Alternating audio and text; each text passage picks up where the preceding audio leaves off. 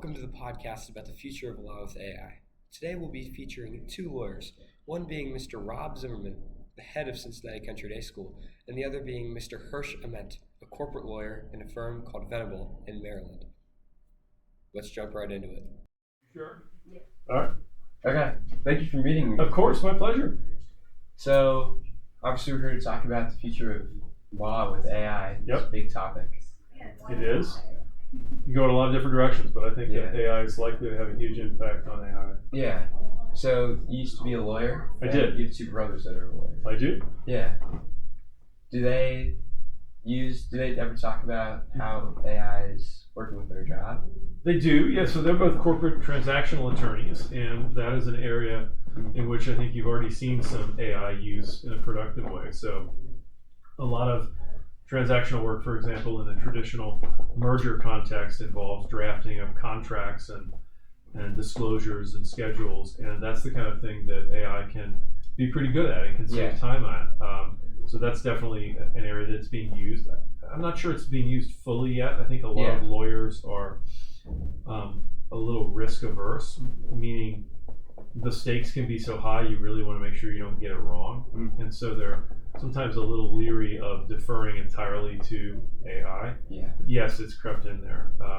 I certainly saw it even in my practice, and I've now been out of practice for 5 years.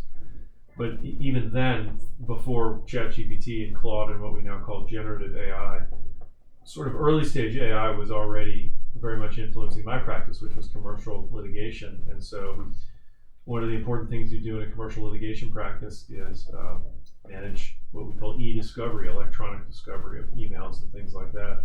And you would get just huge volumes, millions of emails. And so even 7 years ago, we'd be using what we would call sort of primitive AI, things like predictive coding that would allow some software to sort emails, to categorize, to search, and that's only going to get easier and easier. So I think you'll see that use continue to increase. Yeah.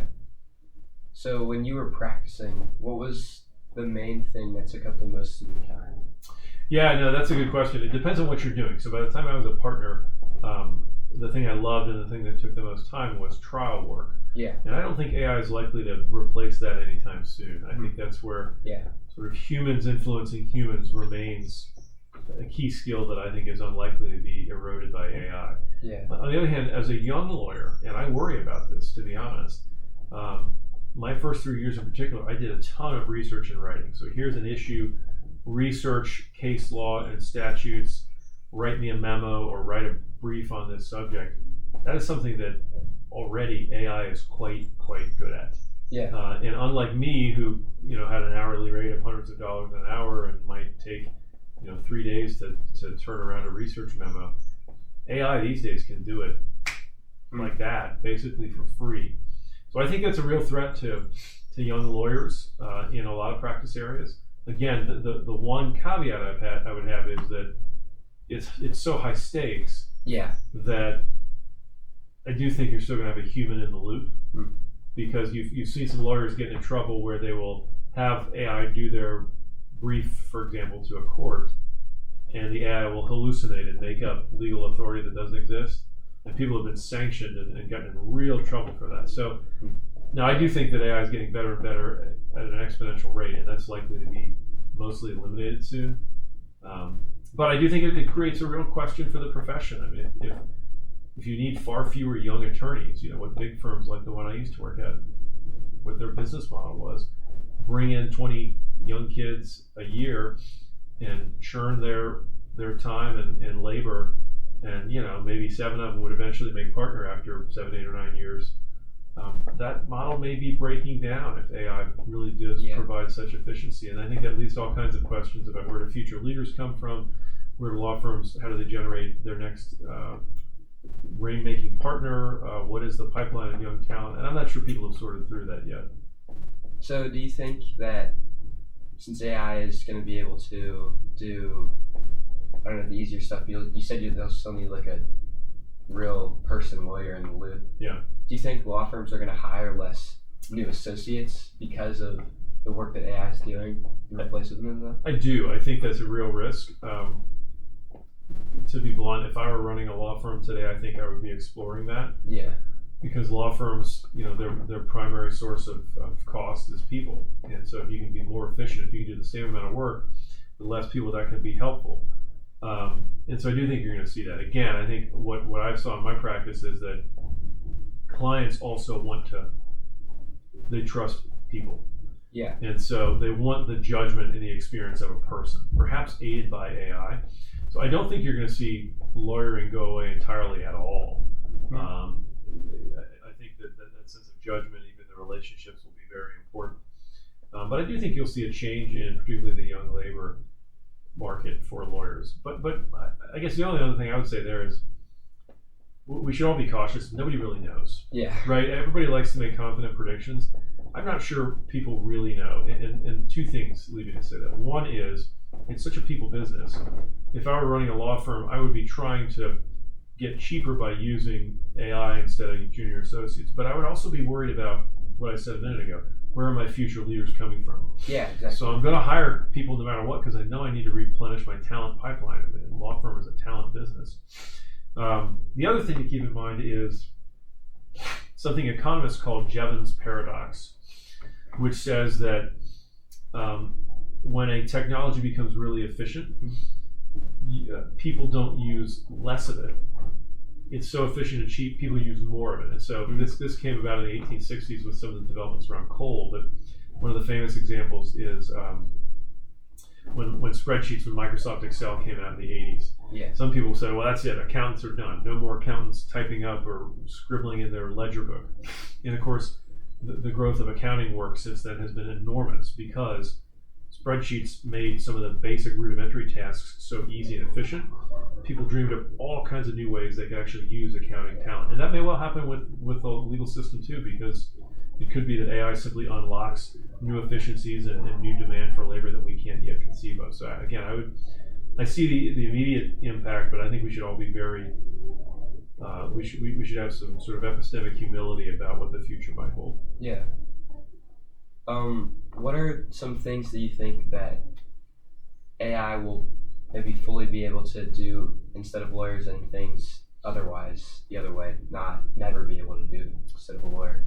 Yeah, but I do think so, as a litigator, a lot of the e-discovery stuff is going to be automated. Yeah. And I think people will probably be fine with it. That was a source of expense for clients.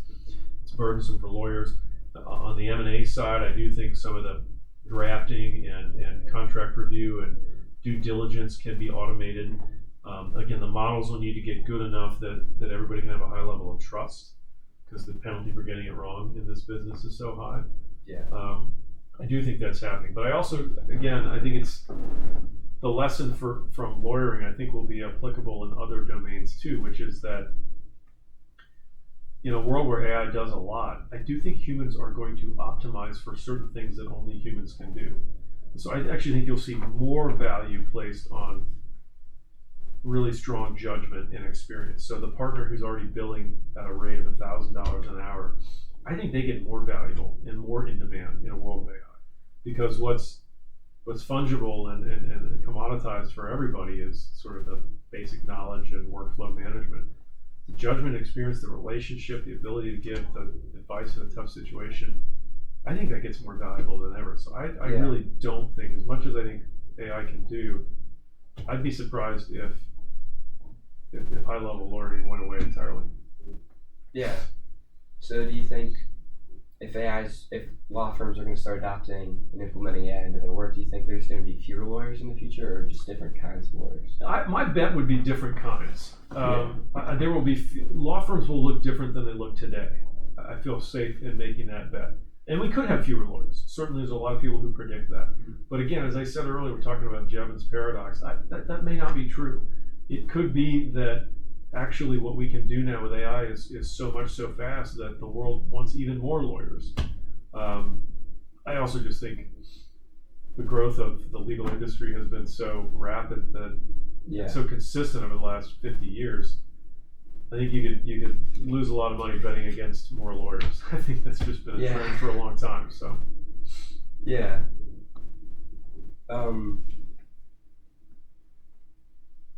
What do you think, Andres? What do you think about, as somebody who's not yet about to enter the job market or even college, but you surely think ahead, and Yeah. the path that was available to your parents or to me probably looks different now. I mean, do you think about that? Yeah, I mean, I took this paper idea because of I want to be a lawyer in the Yeah. future, so I was interested because of all these different theories on AI. Yeah. And I completely agree with one of your points that you made where I want to trust a person. Yep. I would be super scared if, I was in a situation where I could lose a lot of money or like even my house. Yep. And a robot was handling that for me. I want someone doing it. Yep. And I think you're gonna see a lot of that, right? Yeah. To broaden the lens a little bit, I mean, right now, self-driving cars, Waymos, for example, are just statistically much safer than human drivers. Yeah. I mean, by a factor of like 4. It's not close. Yeah. And yet, we have a different risk tolerance for that. Every time a Waymo hits a pedestrian, which rarely happens, people freak out. Yeah. Every time a human hits a pedestrian, you never hear about it. And so I think what that tells you is exactly what you just said, which is that if you've got something that's high stakes, people want humans doing it, Yeah. not machines. We trust machines differently. So that's why I think if you want to be a lawyer, again, I would get really good at using AI. I would get really fluent in the tools. There are legal specific tools. But I think that path will continue to be available because I think the world is going to continue to want more lawyers. So do you think law firms will want to make new partners based off of how good someone is working with AI, or? Could be. It could be a version of what a lot of law firms are today, where you have partners who are sort of relationship partners, Yeah. who are good at generating business and clients and giving advice, and they rely on associates, younger attorneys, for a lot of the sort of grunt work.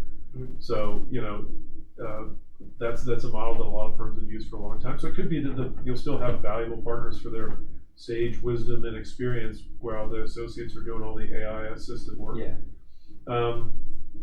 I don't think we know yet. I think that AI is going to be a basic fluency for everybody. Mhm. I saw this a little bit even as a litigator when e-discovery got very complicated. When I first started as a lawyer, doing discovery meant getting a bunch of paper documents, reviewing them in bankers' boxes at a conference room. By the time I left, discovery mostly meant specialized software manipulating millions of sometimes terabytes of email. And some older lawyers who were great lawyers didn't keep up with that progress. Okay. And they're like, I don't want to do e-discovery, that's complicated, that's boring. And they fell behind. So I wonder whether some great experienced lawyers will say that about AI and find themselves being surpassed by young, hungry lawyers who do have some AI proficiency. I don't know, but I think that's certainly a possibility. So, as someone who has two brothers that are also lawyers, and you being a ex-attorney, Mm-hmm.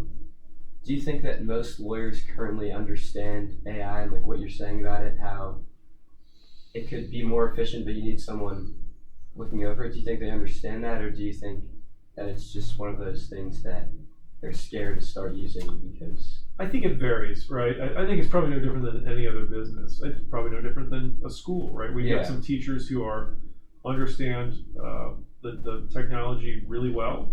We've got some teachers who are sort of afraid of it and don't want to wade in at all. I suspect lawyers are no different. There's certainly enough chatter out there about potential impacts of AI on the law that I suspect that most lawyers are thinking about it. But have they really used it? I don't know. And that's my advice to anybody, or even seasoned professionals. Just be intensely curious about AI. It's hard to say that you need to be a total expert right now because it's changing so fast. Yeah. So to me, it's just be curious, stay abreast of what's changing in the market. Why is Claude Code a big deal? That didn't exist in the first semester. Yeah. Now it's a big deal. Why should you know about that? Those are the kinds of things to sort of stay on top of. And I don't know how much. I think you've probably got a wide range of how lawyers do that, because some of them probably view it as a threat to their job. Yeah. I mean, I would see that if. Do you think The other thing I'll tell you, Andreas, is that lawyers are sometimes slow to change. So a new technology in the software business, people are like, great, let's do it, let's try it. How can we maximize it? Law firms in particular tend to be still a little old-fashioned. And so they're not always, and it depends on the firm, it depends on the size, and a lot of other things, but Lawyers, I just think I'm painting with a very broad brush, but temperamentally, I think lawyers sometimes are not always the first adopters of new technology. Yeah. So my bet is that law firms will be a little bit slower than some businesses to adopt AI wholeheartedly. Yeah. Now they'll have it forced on them by clients. I mean, this is the other big factor in this discussion is there's a lot of different kinds of lawyers, in-house lawyers, government lawyers, big law firms, small law firms, solo practitioners. But if you work for a big law firm, like I did, your business model is you do a bunch of work, and at the end of the month you send a bill for your time. You bill hourly. So, every time if I spent 30 minutes on something, my hourly rate was $500. I would bill you $250 for that. And what that means is that if AI makes everybody more efficient, and if it used to take me 50 hours and how many thousands of dollars to do an appellate brief, if with AI I can now do that brief in 18 hours instead of 50, the client is like, great, because you're saving me all this money. At some level, the law firm says, great, my client's happy. On another level, the law firm says, I'm taking money out of my pocket here. I'm charging the client less money, I'm generating less revenue. So that will be another tension that will be interesting to observe. To whose benefit does the efficiency inure with AI? And I think you're going to see probably some law firm client fights over that. Like, hey, now you can do an appellate brief for me for half the price. How come you're still charging me what you used to? So I don't know how that's shaking out. I haven't been inside the room lately, so I don't know if that's a current debate, but I can see that being a hot topic. It's really interesting. I think if less and less people are being hired because more and more AI is getting into the work. Do you think there's going to be more solo practitioners than there is right now? I think that's an interesting way to look at it. Could be. I wonder. I mean, I have over the 20 years I've been around the legal profession, my view has been that it's been a business with increasing consolidation, almost like accounting firms were 30 years ago, where it sort of eventually became the big four. And we're not going to head there in the legal business, but it's been more mergers, bigger firms, more consolidation. My guess is that's likely to continue. You're going to have fewer firms with more lawyers, partly because they're going to want access to the best AI, and potentially maybe even their own proprietary AI software. I don't know where that will develop. But I also do think that, yes, one of the reasons you needed big law firms is because if you had a $100 million antitrust case, you needed a lot of bodies to throw at that. You just threw resources at it. And it could be that you could try a $100 million antitrust case now with 3 people.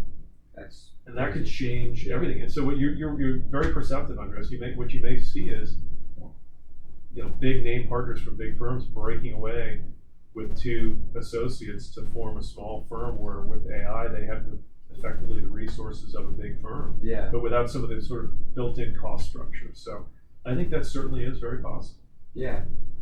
So maybe that's your future. But I think what you also see there is that a lot of people get their seasoning by going to a big law firm, learning their trade, and then breaking away somewhere different. It's hard to, I think you get a lot of benefit from getting exposed to a big law firm and seeing how really top professionals do it, and then you can sort of take the best of those learnings and do something else. I'm interested because AI hasn't really been big before the last maybe 5 years. ChatGPT obviously was getting bigger and bigger. So when you started working as a lawyer, did you ever hear AI Never. No, I mean, I started as a lawyer. I mean, I was a summer associate at Dinsmore in 2003 was the first time I walked into a law firm.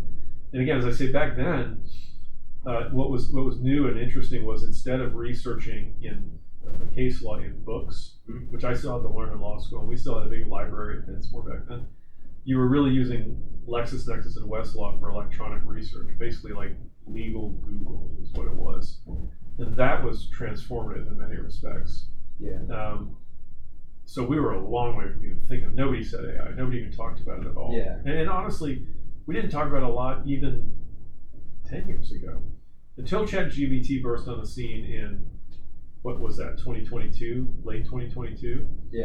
I don't think it was really in the broader discussion at all. I mean, it was a little bit, but I think most people did. They didn't talk about it in the legal profession.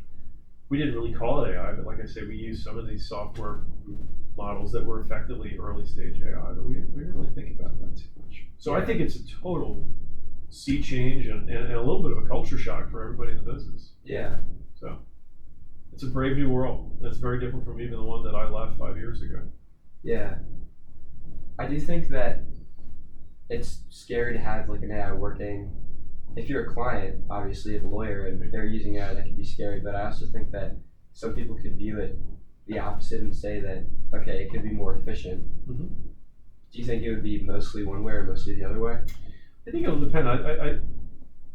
One of the things that I've observed, not just from lawyers, is the more familiar people are, or the more people use AI, the more they trust it, but the more they also have certain parameters. Like I use AI a lot, and I think it's great, and I think most people underrate it who don't use it very much.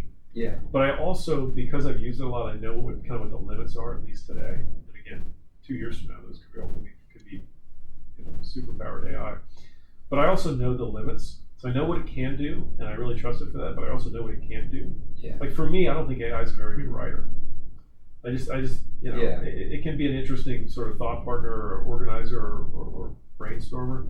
I don't think AI is very good at writing yet, at least for me. Now that's easy for me to say because I spent 40 years learning to write without it, so I've got my own thoughts about that. Yeah. But, so I think I often think that people who use it a lot and understand it trust it more, but also only within certain boundaries.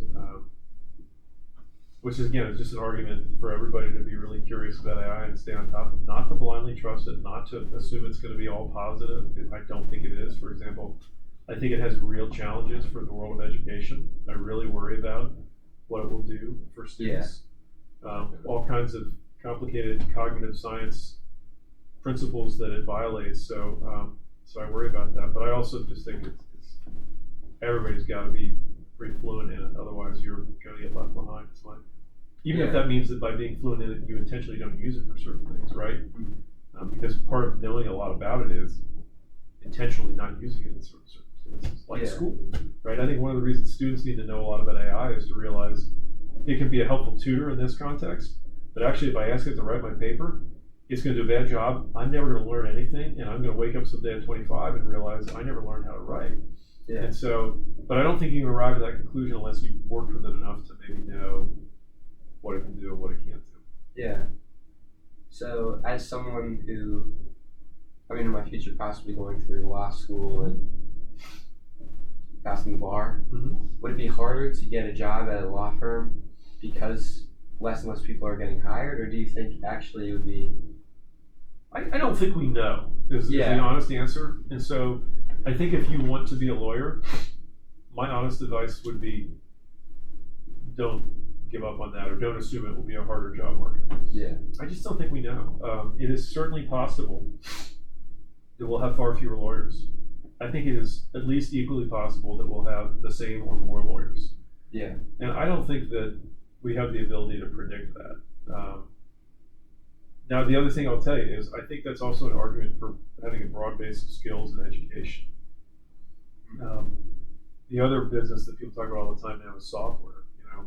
For a long time, people would just say, you need to learn to code. If you learn to code, you'll be fine, because computer science majors get employed, they get good jobs, they get great starting salaries. If you learn to code, you'll be fine. Yeah. Well, now with what AI does, it's not so clear that's true. Could be still, but there's a lot of software now being done by AI, like Claude Code. So I think that hitching your wagon to one strategy is probably going to be a losing strategy in the next decade. And I think I would read widely, study widely. I think I would get good at calculus and history. I think I would be an excellent writer and also an excellent coder, Yeah. I think you're going to want a broad suite of skills because you're not going to know what's going to be effective. And I would not sort of over-index on one strategy. And again, I would also just focus on those human skills. What is AI never going to be able to do? Yeah. Probably pick up the phone at 11 p.m. and say, hey, I understand your serious issue. You just got sued. Here's my advice. You can trust me. AI is probably not going to do that. Can AI influence a judge or a jury as effectively as a human? Probably not. So focus on those human skills and the ability to influence others, the ability to creatively work in teams. Those things I think will always be valuable. Yeah. Well, thank you so much for your Project on whatever we like whatever interests us. So I decided to do it on the future of the law with AI because I know that that's going to be a big change. It might be a big change. So that's why I'm talking to you about it to see your point of view on that. No, that's helpful. I think that's a good background, and I don't know if you have set questions. You just want a conversational. You tell me what Yeah. works best for you. Yeah. So, for the podcast, what kind of law do you practice? Sure. So I'm a partner at Venable. We're an AmLaw 100 firm. I specialize in corporate. Now, corporate has certain subsets. I specialize mostly in what capital markets and mergers and acquisitions, um, particularly for REIT and REIT adjacent companies. Is Yeah. sort of my narrowest niche, as you would call it. What would you say takes up the most of your time, like on a case or So it's interesting. The way my career has progressed is when you're an associate, um, you'll take first cuts at a lot of projects, and it'll really be, yeah, dive into one particular project, and you're more siloed. As you become a partner, it's more supervisory. So I'm looking over a lot of different projects at the same yeah, time, sort of a second set of eyes. So um, it kind of changes. I would still say the vast majority of my work is, um, to put it vaguely, reviewing documents, more specifically, looking at either prospectuses or merger agreements for, my clients, issue spotting, identifying, um, weaknesses, strengths, and then advising the client, right? I mean, it all comes down, and yeah, I think this is sort of probably key is, what a partner does or what you hope to do in the legal profession, that builds moats and makes it so you're not easily replaced by AI, is the advisory role, right? Assessing yeah, risk, assessing opportunity, and then advising the client on the best course of action. yeah. Have you seen a lot of AI being used in your job, or is it still something that you guys haven't like warmed up a lot to? So what I would say is, it started out very slow. So Yeah, OpenAI, I guess, came to the fore 4 or 5 years ago. There was talk about it. Law firms were putting into place how to think about AI, and then over the last 12 to 18 months, um, it is kind of flipped the switch, and we have both Claude and ChatGPT, and yeah, they're set up on an enterprise level, so they safeguard client information. Um, and it's really been something that we're doubling down. I think all law firms are doubling down yeah, about in its usage. What I would add to that, and I don't want to jump in front of your question, I don't think it's replaced lawyers yeah, at any level yet. I think it's being implemented, but it's not replacing legal services. yeah. What are some things that you think it helps the most with, and things that it will never be able to do instead of a lawyer? So I think what we've seen it be most beneficial is sort of information gathering. Yeah, If you want to look across um, a sector or a broad base and get information about what's market in a given area, or you're looking for specific information, I think it's very good at that. In terms of issue spotting, I would say it's hit or miss, and of course you could argue the level of prompts that individuals put in have an influence with that. I still don't think it replaces a human in terms of its ability to issue spot. I don't think it's at a drafting level yet, whether it's yeah, Claude or ChatGPT. Um, so I would say it's a tool, it's a resource. The same way, we used to have and still do have like what you call Westlaw practical law, which will tell you sort of what's market in a profession and can give you sort of like the last 10 or 20 deals. This aggregates yeah, just much quicker. Um, so that's sort of where it's implementation on the litigation side, which I don't do as much, but I hear it is being used more and more in sort of the document review space. Yeah. So maybe there at an initial level, you'll see some replacement of attorneys in terms of document review, but there's already been technological advances in that space, and that's been going on for some time. Yeah.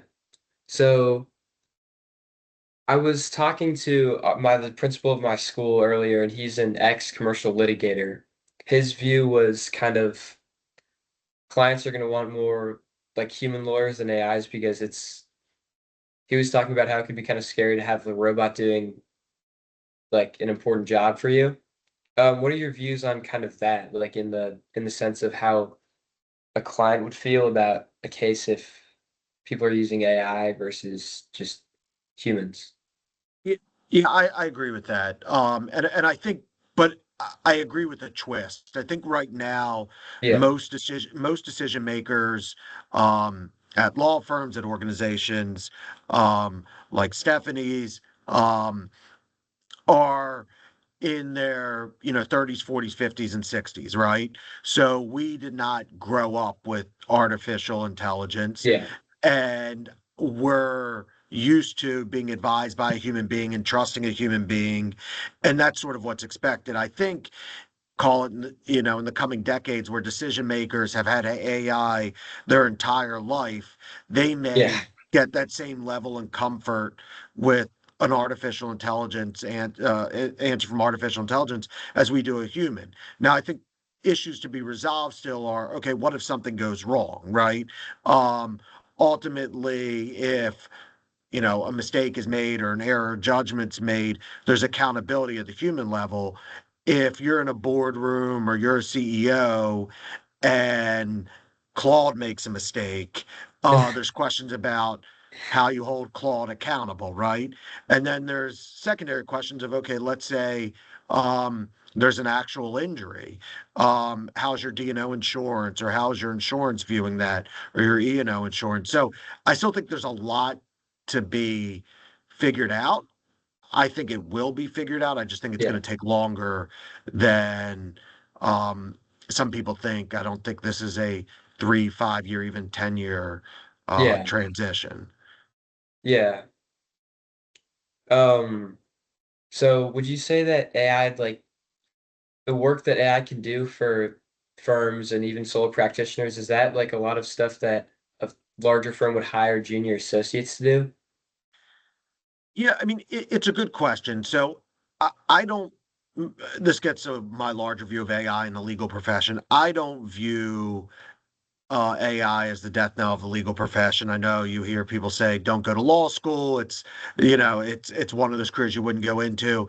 I mean, we've had this before, right? I mean, you had, um, computers in the early '80s that were gonna take over the legal profession, and then you've had other software advances. I think generally this will be um, an additive tool. I think it'll make lawyers Yeah, more efficient, which raises larger question about the model. So AmLaw 100 firms and other large firms tend to bill by the hour. And as you become more and more efficient, and projects become more results based, will we go away from the hour and to sort of an alternative fee arrangement? I think you could see that. yeah, Attorneys are largely compensated internally based on hours as well. So I think you could see changes in that model. Um, but I still think there will be a need for junior, mid-level, senior associates, and certainly at the partner level. And I can tell you right now, the legal profession, is not shrinking. Law firms are yeah, looking to add to their attorney ranks right now, so you're not seeing a lot of cuts. You're seeing cuts more towards what I'll call administrative and back office, the same way other organizations are doing, in trying to reduce costs. But you're not seeing it even at the most junior attorney level yet. yeah. So you think more that there's going to be different kinds of lawyers in the future rather than less lawyers because of AI? Yeah, I think expectations will be different, right? We have a lawyer that comes in and they're expected to bill 2,000 hours. Yeah, Now you can make an argument, okay, instead of hiring one lawyer to bill, or 5 lawyers to build 10,000 hours, you'll be able to have 2 lawyers do the same job. I just don't think that's where it's going to go. I just think the model of how law firms bill and how they work will change. I still think there'll be a need for junior lawyers. And frankly, it's kind of how the system works, right? It is a very apprentice-based system. You learn by working under other attorneys, and there's the practical components and the judgment components. I mean, it's hard to know what we don't know, and predictions, particularly about the future, right, are Yeah. difficult, as Niels Bohr said. But I still think there's always going to be that need for that practical realization that an attorney and that a human brings. Yeah. So I'm interested because AI hasn't really been big for the said before, like 2022 is when ChatGPT really got big. When was the first time that you heard about kind of AI and how that could help at your firm? So it's interesting. I, like most people, heard of Chat GPT Yeah. almost as soon as they went public, if you will, and went online and played around with it, and really didn't give two thoughts to how artificial intelligence was going to affect my job at that point. It Yeah. just didn't. Maybe it should have. Um, didn't transition. But what I would tell you is it's sort of been, it was gradual and then all at once. Like we have a partner retreat each year, and I'd say 2023, maybe it was a single agenda item. 24, maybe there were a couple panels. And then these past, I guess last year, it was 90% of the agenda is how implementing artificial intelligence and how it's going to impact law and our clients' expectations and our clients using AI. So it's not just that we have it, right? Our clients have it too. Yeah. Um, so it really has become a focal point. I think the expectation is that all the attorneys be able to use it. um, I think each individual practice, rather than getting an edict from top down from management, as this is how it's going to be used, I think each practice will use it somewhat differently. Corporate will use it differently than litigation. Certain clients will Yeah. have different expectations. I mean, we have certain clients right now that won't permit us to use artificial intelligence for security reasons, for control reasons. So I really do think it's going to be a lot of experimentation. Um, but it's definitely part of everyday legal life right now. Yeah. So if it could make some jobs more efficient, would it help you be able to take more time on a different case since it'll be helping you, let's say, like with due diligence or some document review? Could that time that AI helps you be put into a different case, if that question makes sense? No, that does. It's sort of what Yeah. productivity gains can you expect out of artificial Yeah. intelligence? Um, I would say eventually, not now, and I would say it's sort of a twofold issue. One, we're sort of just learning it, but even and the systems are developing and becoming more efficient and better. But the second is the trust gap, right? Even Yeah. when Claude or ChatGPT provides me information, I still want to check it. And I know that you can Yeah. check it internally and there's different prompts you can provide, but it's important that I'm comfortable with the information and that it lines up with my traditional thinking and how I normally go about finding answers or researching a question I don't know or reviewing a document. For example, if I put a merger agreement in the chat GPT and say, create me an issues list. Um, I'm still going to have to do it myself. Yeah. And it's going to take years, I think, until there's a level of trust that develops that it's going to capture 100% of the issues. And I think from a client perspective as well, that's important because what clients pay me to do is not get 95% right or 98% right, but 100% right. Yeah. And until clients are comfortable and I'm comfortable relying on it, I think efficiency gains will be somewhat muted, at least in the near term. Yeah. Well, let me see. So from your firm, Do you think that a lot of lawyers around you are kind of understanding how to start implementing it into their work, or do you think it's sort of a thing that how long do you think it'll be until AI is fully like, something that people are comfortable using in the Yeah, legal field? so I think it depends, right? And a lot of it, of course, is generational. I mean, I think back Yeah. to Yeah, when yeah. I started, 15 plus years ago, you had partners who their primary mode of communication was fax machine and beepers for most of their life. And prior to that, it was, FedEx or mail. Um, so as new technologies come into practice, I think it's incumbent upon all of us to get us familiar. I think those partners that have been around 30, 40 years and have a way of doing things are going to be less likely, not universally, but less likely to adopt it and rely on their associates and other partners Mhm. to really, you know, pick up the laboring oar.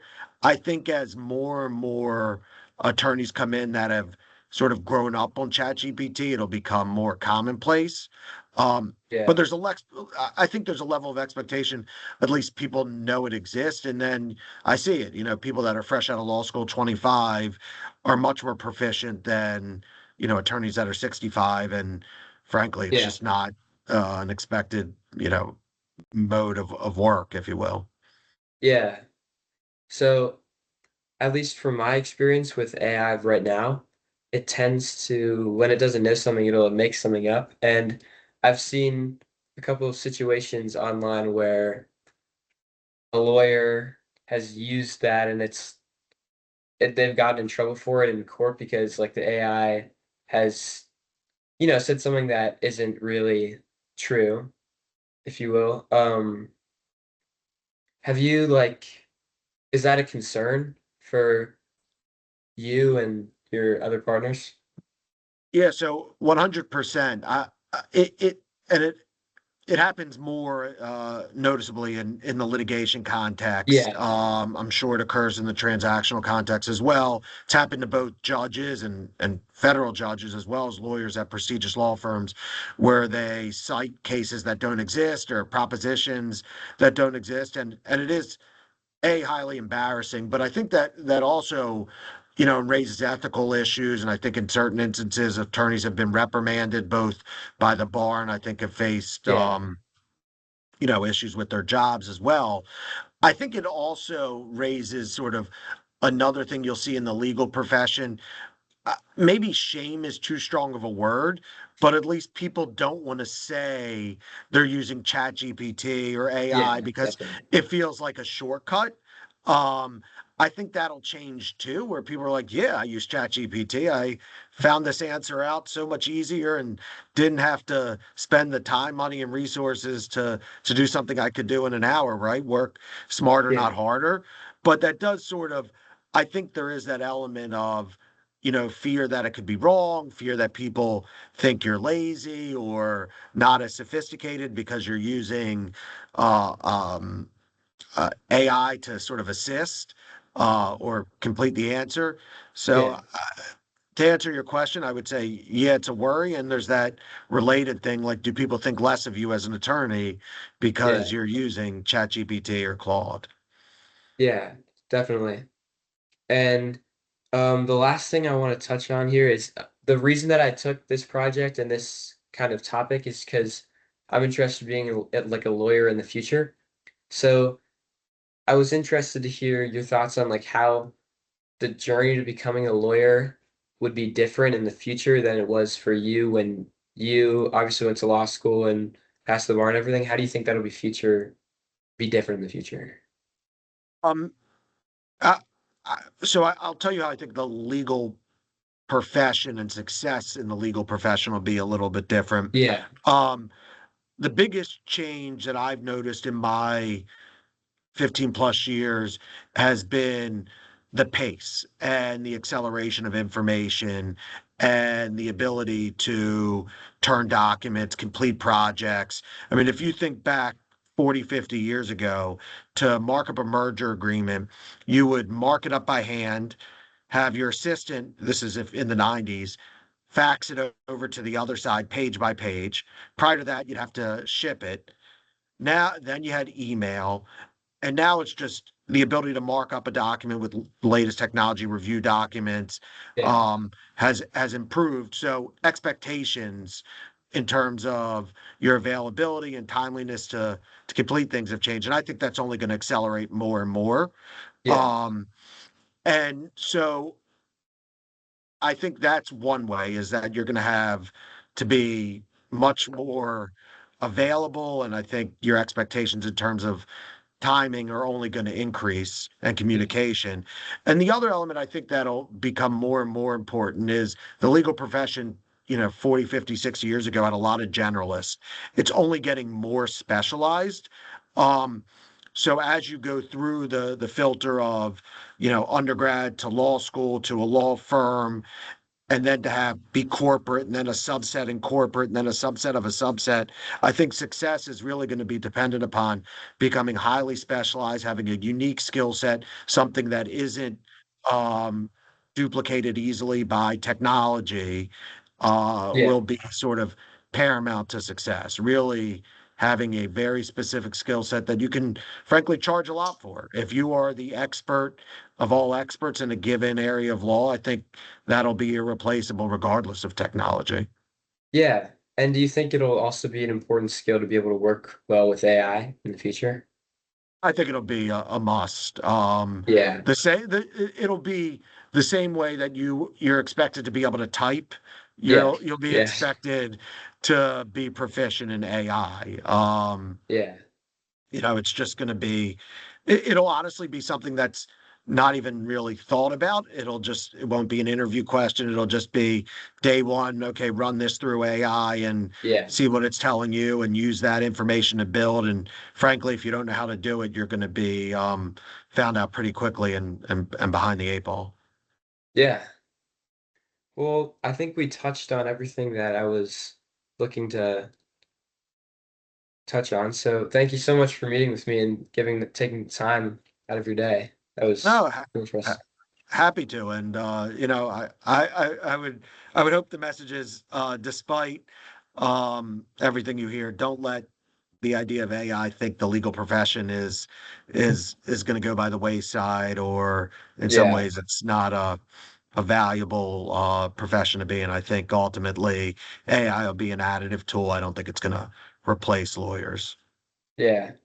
I'm, Thank you su- so much. I'm surprised you didn't ask who your most difficult client is. No, in all candor, you are not even close to one of my most difficult clients. You guys. I mean, to give not as an aside, a tangent. You take advice, you listen, you communicate, you set expectations, all the things you can ask for clients. So, um, I I promise told you. Andreas, I think the most important thing for a lawyer in the future, and you're the best I've worked with, is the advice piece. Anybody can cite legal case, but to have an attorney sit in a room with you and actually give you advice and thoughts on what the steps and the risks are is the piece that's really irreplaceable.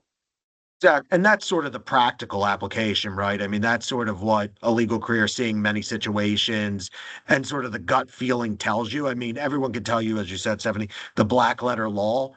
The Yeah. book says you can't do this or you can do this, but you have to assess the risks and sort of what market practice is, and all those things, and understanding your client's risk, right? Each client has a different risk tolerance, I think is important as well. And your client's expectation. I mean, we had a panel with general counsel a couple of months ago, and they're like, people are still giving us like 50-page memos. And it's like, what am I going to do with this? And recognizing that they have to give it to a CEO or a CFO that wants bullet points, right? That wants the business advice. So Right. understanding sort of who your audience is, expectations. I mean, your mom wears 3 or 4 hats a day. Stephanie, or your mom wears 3 or 4 hats a day. I recognize that if I give her a 50-page memo, that's not going to be useful to her, right? She needs she needs the punchline, the bullet points, and sort of high level. What's my risks? What's the benefits, and sort of what's everyone else doing? And you know, it's not going to do her or me any good to have, like I said, a large memo that goes into high level theory about well, this happened in 1964 and this is how the Supreme Court ruled on it. It's just not going to be helpful. No, it's not. That gets deleted. I think Yes, that, and then the ability to explain things, and you and I have talked about this, Hirsch, like in simple language, right? So to your point, as CEOs and decision makers go through big decisions, understanding implications, not in legalese, but like this is the practical framework. 100%. And that flows through whether you're dealing with, a CEO or even like a general counsel, right? You go, okay, they're a lawyer, but they have to know, employment law, real estate law, transactional law, tort law, environmental. And when I say no, they know enough just to be conversant. So you talking to them or giving the information like they have the same level of knowledge is not helpful, right? It's, break this down to me in again, a couple bullet points is really what everyone's looking for at this point. Yeah. And knowing the risk, right? I mean, if it's a bet the company transaction, you may have a little more detail than if it's just, oh, can I send this email? I think those are all important things. So no, but very happy to do this. I hear you're a golfer, so Yeah. hopefully. Well, folks, that concludes the podcast about the future of law with AI. We learned some super interesting things from both Mr. Zimmerman and Mr. Ament. One thing is sure, though, AI is going a long way. Just how far is it going? Thanks for listening.